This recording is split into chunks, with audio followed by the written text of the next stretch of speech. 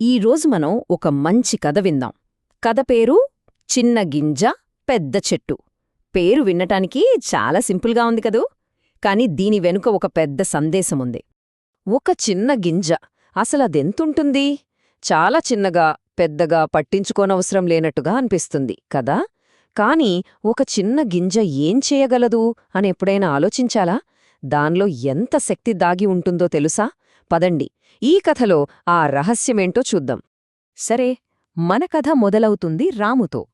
రాముకి ప్రకృతికి ఉన్న బంధం ఎలాంటిదో ఇప్పుడు చూద్దాం. ఒక చిన్న పల్లెటూర్లో రాము అనే అబ్బాయి ఉండేవాడన్మాట. ఆ అబ్బాయికి ప్రకృతి అంటే ఎంత ఇష్టమంటే, రోజూ స్కూల్కి వెళ్తున్నప్పుడు దారిలో కనిపించే చెట్లను, పూలను చూస్తూ మురిసిపోయేవాడు. అలా రోజులు గడుస్తున్నాయి. ఒకరోజు అనుకోకుండా ఒక చిన్న విషయం జరిగింది. అదేంటంటే, నేలమీద ఒక గింజ. చూడ్డానికి చాలా చిన్నదే అయినా ఆ గింజ రాము జీవితాన్ని, ఆ ఊరి రూపురేఖలనే ఎలా మార్చేసిందో చూడండి. అయితే ఓ రోజు రాము స్కూల్ నుంచి ఇంటికి వస్తున్నాడు. నడుస్తుండగా కింద నేలమీదే ఏదో కనిపించింది. ఏంటా అని చూస్తే ఒక చిన్న గింజ. చాలా మామూలుగానే ఉంది. కాని ఆ మామూలు గింజే కథను మలుపు తిప్పుతుందని పాపం రాముకు అప్పుడు తెలీదు. ఆ గింజను చేతిలోకి తీసుకున్నాడు రాము. దాన్ని చూస్తూనే తనలో తనే అనుకున్నాడు, ఈ గింజను తీసుకెళ్ళి మన పెరట్లో నాటితే ఏమవుతుంది అని.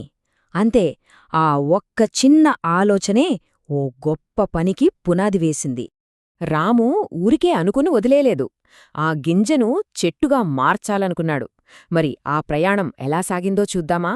గింజ నుంచి చెట్టుగా మారే క్రమమనమాట. ఇంటికి వెళ్లగానే రాము ఆ గింజను జాగ్రత్తగా ఇంటి ముందు నాటాడు. అంతేకాదు, రోజు దానికి నీళ్లు పోయడం మొదలుపెట్టాడు. కొన్ని రోజులు గడిచాయి. ఒకరోజు చూస్తే ఆ మట్టిలోంచి ఒక చిన్న పచ్చని మొలక పైకొచ్చింది. అబ్బా! అది చూసి రాము ఎంత సంబరపడ్డాడో. పరిగెత్తుకుంటూ వెళ్ళి వాళ్ల అమ్మకి చూపించాడు. వాళ్ళమ్మ నవ్వి, చూశావా, నువ్వు జాగ్రత్తగా చూసుకుంటే ఇది పెద్ద చెట్టు అవుతుంది అని చెప్పింది. ఆ మాటలతో రాముకు ఇంకా ఉత్సాహం వచ్చేసింది. చూస్తుండగానే రోజులు గడిచాయి. మొదటి రోజు నాటిన గింజ కొన్ని రోజులకి చిన్న మొలక అయింది. నెలలు గడిచాయి. రాము దాన్ని జాగ్రత్తగా చూసుకుంటూనే ఉన్నాడు. చివరికి ఆ చిన్న మొలక ఓ పెద్ద చెట్టుగా పెరిగి నిలబడింది.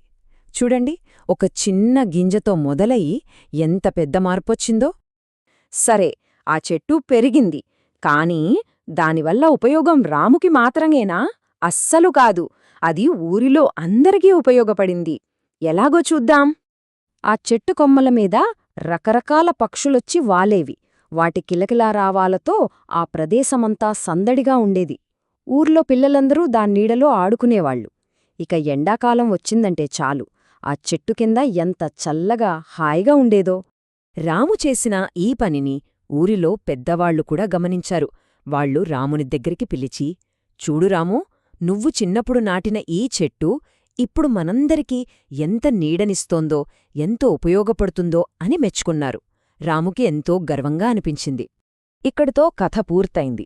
కాని ఈ కథ వెనుక ఉన్న అసలైన సందేశమేంటి? అదే, చిన్న పనే అయినా దాని ఫలితం చాలా పెద్దగా ఉంటుంది.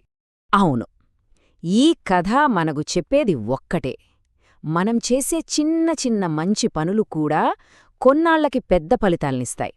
రాము నాటిన ఒక్క గింజ పెద్ద చెట్టై ఎంతమందికి ఉపయోగపడిందో చూడండి.